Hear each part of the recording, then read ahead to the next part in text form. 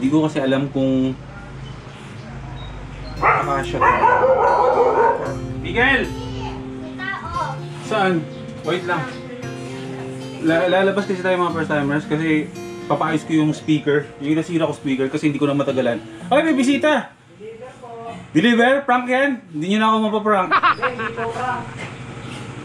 Hindi na ako lalabas. Prank na naman yan. Mga first timers, sakto kakasimula natin mag-vlog. Pinifigure ko lang kung kasya ba dito yung speaker kasi wala akong malaking bag. Pero para may magsa-sponsor sa akin na ano eh, isang brand ng mga bags naman, yung mga army bag. Pero saka ko na ipapromote pag dumating yung mga items nila na gusto nila ipapromote. Labas muna tayo, mayroong bisita dito. This time hindi na ako mapaprank. Tigil mo na yung kalokohan mo bro, kung kalokohan yan. Kakarapihin ko si Rafa. Ha? Hindi ako nire-reply ni Rafa. Ah, ganun. Ayan na tayong bisita, naka NMAX ng green. Ano yan bro? Pinandog ako sa'yo. Ano yan? Makain ka empanadang giniling. Ay hindi. Ingat bro ha. Kumusta? Okay naman. Wala na. Yung huling prank sa akin is daily bike driven. Last na yun. Kasi one day off ang sunod yung biktima yun. Kamusta bro? Saan ka galing? Baliwag pa.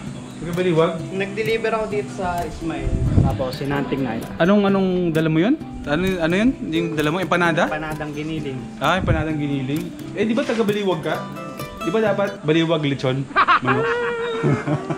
Alam ko paborito ni Ana Ah, paborito ni Ana. Hindi, joke lang. Na-starstruck ako. Ha? Wala yan. Ay, ikaw yung sinasabi. Shoutout sa'yo, Rap Trap. Ayun. Nag-vlog ka pala yun. Oo. Andiyan kayo si Rap Trap? Feeling ko bro, nandyan lang yan. Sa ano? Tawagin mo. Walang checkpoint? Wala naman din. O yun. At, ay siya, Kung susubo. kumakain yan, sarap yan. Hindi, joke lang bro. Kumakain ako niyan, syempre. Basta bagay isama sa kape. Parang homemade mo to bro ah. Ay, mismo. Ikaw mismo may gawa? Gawa ni Mrs. Oh, Kapag talaga? namasa ng tinapay. Nice. Shoutout sa Mrs. Anong pangalan niya bro? Ay, nagpapa-shoutout, Jelena San Pedro. Shoutout kay Miss Jelena San Pedro. Maraming salamat po sa padala ninyo. Alis ka ba, bro? Oo, alis ako. Ay mga first timers, lalabas lang ako kasi yun yung goal natin. Yung speaker ko, ipadadalhin ko sa electronic shop kasi hindi ko na kayang tagalan talaga yung tunog ng speaker ko ngongo. Feeling ko yung tainga ko na yung problema, kahit hindi. Tapos pupunta lang ako one day off kasi meron na naman tayong pag-usapan tungkol sa design ng merch ng t-shirt natin. Kaya lalabas tayo po. Kumain ka na ba bro? May spaghetti kami dyan. Gusto mo ba? Eh, sige na. Oo, bawal tumanggi. Galing sa Oo. idol ko. Sige. Kumain ka muna dito. Pasok ka dito. Tiisin mo lang yung init dito sa loob ng bahay kasi medyo mainit talaga. Kaya may spaghetti ditong niluto si nanay. Masarap bro. Pasok bro. Okay, teka lang. O sige, sige. Halika ka. Pinapanood niyo yan? Sobrang takaw yan, di ba? Pero hindi siya pumapayat. Kaya ganun, ang lakas ko kumain, hindi ako tumataba ngayon. Pumapayat ako. Na? Na pag na-meet ka, medyo, ewan ko. Parang nagbabibrate yung katawan ko. Baka gutom ko lang bro, kain ka muna bro, spaghetti. Bro, kumain na ako bago ano. Kasi dito sa bahay, hindi talaga kami masyado nagkakanin. Nagpapasta kami kasi, alam mo na, may lahi kaming Espanyol eh. Sa ilang panahon. Joke lang, joke lang. Yan lang talaga yung lunch namin ngayon. Maharap talaga yan. Sige nga, tikman niya natin bago tayo umalis. Mamaya-maya pa naman ako napakainit eh. Empanada. Ay, nice. Matrabaho lang ko eh. Maraming salamat bro.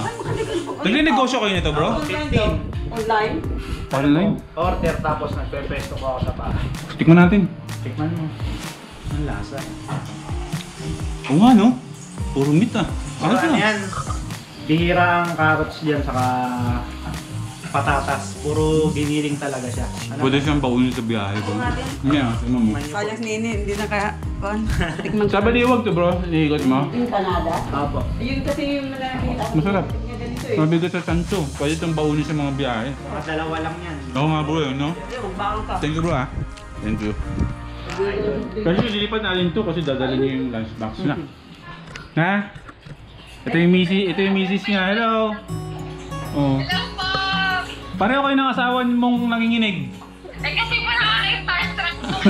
Sabi ko sa'yo. Oo, kanina nanginginig eh.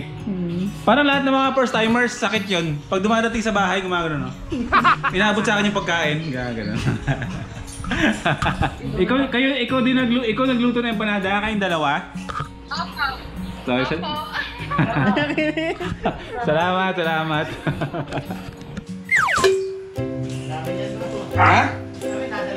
Ipapaayos ko? Sana magkasya. Mas gugustuhin ko pa rin tong speaker na to eh. Kasya ba? Ayun no? Kasya? Ang tanong kung kasya ba lahat? O sige bro, yung bag ko na to, mahigit 10 taon na to mga first timers. Kaya shoutout sa Pokbag. Magbigay naman kayo. Charot lang. Meron na tayong Tropic eh. Shoutout sa Tropic. Meron na tayong sponsor sa mga tsinelas. Meron tayong sponsor sa mga tsinelas natin pang biyahe. Ayos! Kasya naman pala eh. Easy Ride. Ayun bro, thank you. Nag-YouTube ka di ba? Ayun mga first timers, Easy Ride. Bisitahin yung channel niya. Subscribe ka sa kanya, like kayo sa kanya. Sana soon magkasama kami.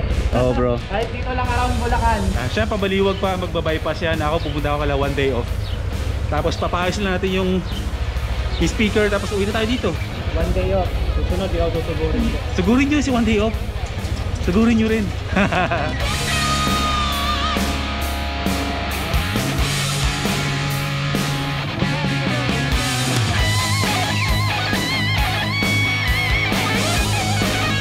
Ito pala muna tayo kasi unahin ko na lang ipaayos yung speaker para hindi mabigat yung dala ko sa likod.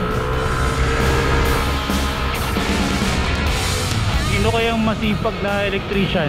Ang bukas kayo kasi linggo pa lang ngayon. Hanap tayo.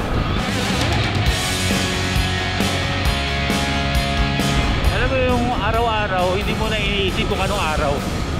Basta yung goal mo na lang is gumising at pag-isip pa lang pwede mong gawing may katuturan sa araw-araw. Pero hindi ko na naisip kung anong araw eh. Linggo pa lang ngayon. Hanap tayo ng electronic shop na bukas. Sana meron.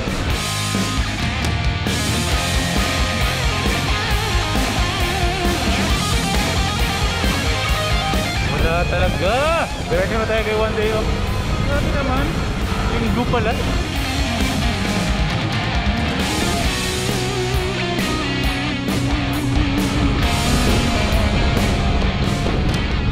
Wala akong wallet. Magpapahay sana ako ng speaker. Linggo. Walang bukas. Walang bukas. Supply pressure lang talaga. Ay mga basta-timers ha. Ang Decal Authority back to ano na? Back to business na. Pwede na kayo magpagawa ng mga plaka nyo, ng mga customized stickers sa mga motor nyo. Decal Authority by one day off. Dito yan sa San Juan, Malolos, Bulacan. Gusto niyo ng sample ng mga gawa ng Decal Authority? Ito yan. From plaka ng motor, plaka ng sasakyan, kahit ano. Yan. Mga sample yan ng mga gawa niya. Dati kasi parang ganyan halos yun eh. Yung dati mong sticker. Hindi, parang malaki nga eh. Ganyan eh. 5. Mga 5. Ngayon. Mga yun siguro mga 3.5. Babalik natin yung dating design ng sticker natin. Simple, mas OG. Basta yan at yan ang magiging sticker na natin. Liitan lang natin kasi very obstructive. Ano ba? Tama ba yung English ko doon? Oo. Kasi yung sticker na yan, medyo papansin. Oo. Pag nabigyan ko yun ng sticker, medyo problema kayo kung paano nyo siya ipoposisyon sa motor nyo. So, hayaan ko na ganun lang para merong challenge sa inyo kung saan nyo siya kabit. Sige. Para lagi tayong hindi tayo nawawalan. Pagka siningil tayo eh. Sawa kayo, no? Sawa kayo sa sticker. Tawa kayo ngayon. Pero medyo niliit-liitan na yan. Kakasya kahit sa tapalodo sa harapan. Tapos na tayo sa stickers mga first timers ngayon. Ginagawa na namin yung magiging merch natin sa t-shirt. Maganda dyan bro. Di ba yung Boy P, lagay mo ng sunflower. No? Oo. Tapos lagyan mo tulips. Gawin mo ng garden. Di ba Boy P, tapos may garden. Tapos lagay mo na doon sa likod para may nag-hap na rabbit. Tapos yan bro, ipiprint natin yan sa kulay pink na t-shirt. Pink. Sa pink tayo, sa pink. Pink.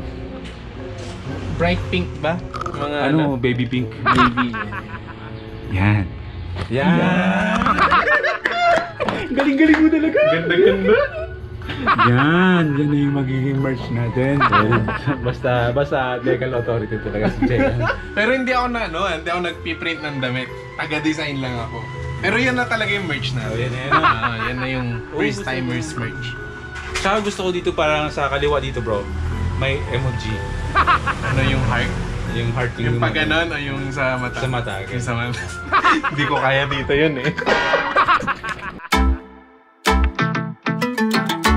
Andito tayo sa bahay nila one day of mga first timers at dapat yung speaker na ipapaayos ko is papagawa natin. But since Sunday pa lang ngayon, sarado yung mga shop. May sinasabi siyang shop daw dito, somewhere dito. So ang ginawa ko para hindi ako mahirapan umuwi, iniwan ko muna yung backpack ko kung saan merong lamang speakers. Tapos balikan ko na lang siguro bukas or the next day kung kailan bukas na yung mga electronic shop. Tara! Saan? Install tayo ng decals. Para may tagahawak ako nung decals. Yun yung purpose. We see the distance grow. I just need to know. Do you even feel the same? I'm living in your messages. I'm closer to you there, I guess. Living in your messages. Ayan mga first timers, maliban sa pagbablog, si one day off, ito ang Regular na ginagawa ko talaga. Pagde-decals. This is my day job. didigitan niya ng sticker itong nakikita niyo itong truck na itong kargahan ng mga baboy. Inuulam natin sa araw-araw, bacon, Sila yung malaking tocino. supplier Yan. dito. Sa Malolos. Okay, yun, Malaking supplier daw. Magkano kayong bigayan nila?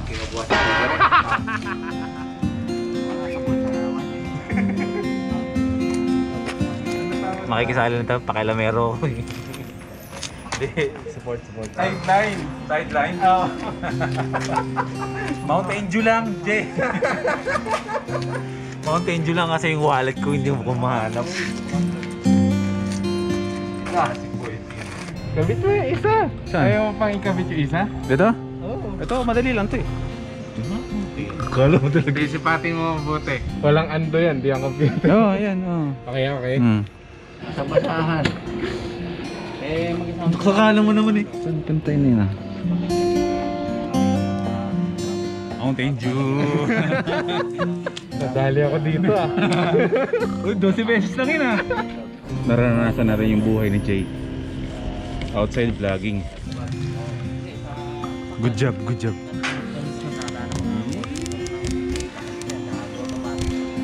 Yes!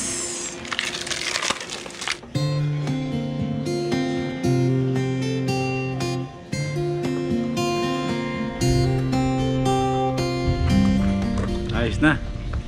Mountain Dew!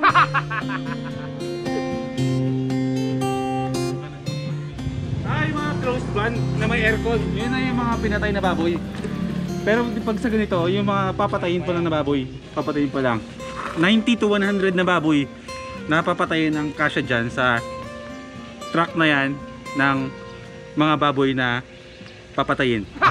Labo. Bilisan mo na, Mountain Dew ko. Ito lang. Huwag kayong manggulo. Baka mausog yung ano. Hindi ka allergy sa init, bro? Di naman. Medyo lang. Hindi makati? Ha? Kasi feeling ko kasi naarawan ka na ang kati. Gawa ko to. I'm proud of myself. Mountain Dew na. Very proud. Oh, Mountain Dew na. Salamat po. KP Hug Dealer. 7-Eleven muna tayo. Ililibre ako ni Jay ng Mountain Dew.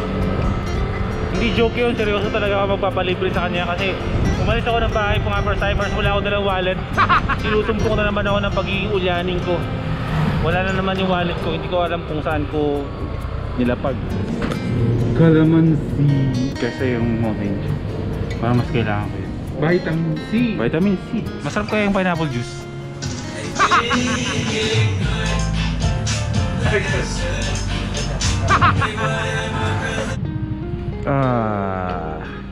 you sa assist. Thank you.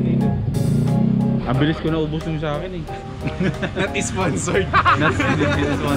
Dito na kami maghiwalay din kasi si Jay may mga sarili pa naman siyang ibang gagawin.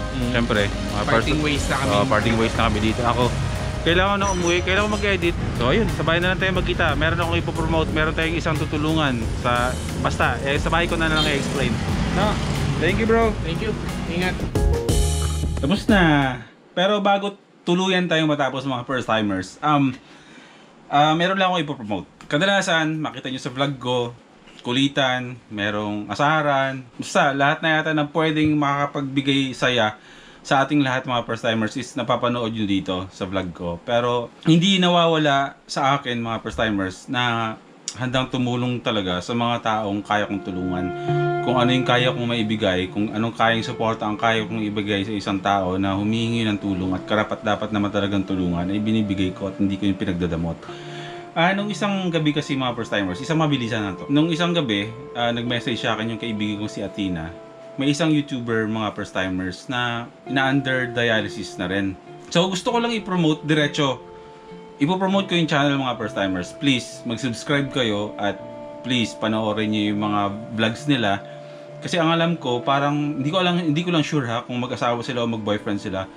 Pero yung isa sa kanila mga first timers is dinadialysis na, pero nagvo-vlog sila na siguro alam naman natin na nag-hope sila na maging okay yung channel nila para to support yung panggastos sa dialysis nung isa sa kanila. Feeling ko yung lalaki eh.